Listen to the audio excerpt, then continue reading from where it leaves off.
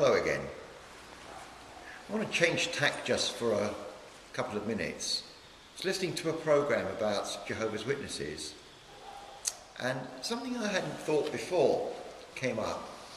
Now, it's well known that there is a tendency within that particular religious practice to view everything that's written in the Bible in a literal way.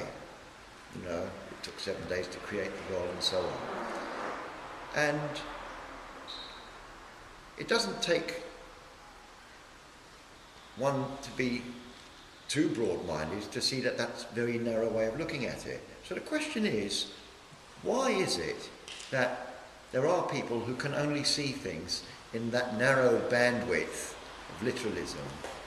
Well, what is interesting in that particular religion is that they regard the New Testament and what it says about Jesus Christ as signifying a particular man with no real special qualities.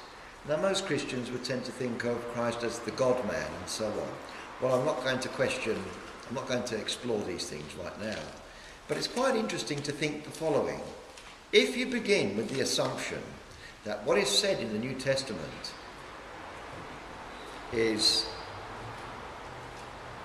that Jesus was a man, then already that assumption is going to colour everything else that you read.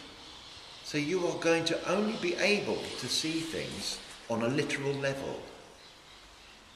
Now, how does that relate to what we're talking about in terms of assumptions? Well, it demonstrates that what you believe in terms of an assumption is going to colour everything you see. In as much as one might think, especially in the sciences, that it's based on exploring, criticising, experimenting, testing, thinking about things again and so on. Underneath all that, there's a sense in which certain ideas are not challenged and are not questioned.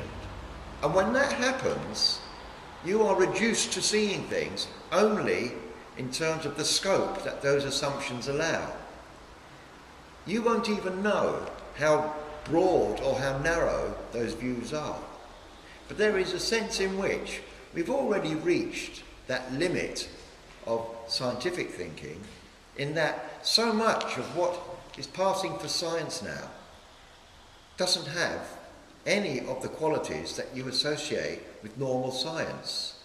So, for instance, string theory, the multiverse, gravitons, gravity waves, a whole host of things that compose cutting-edge science.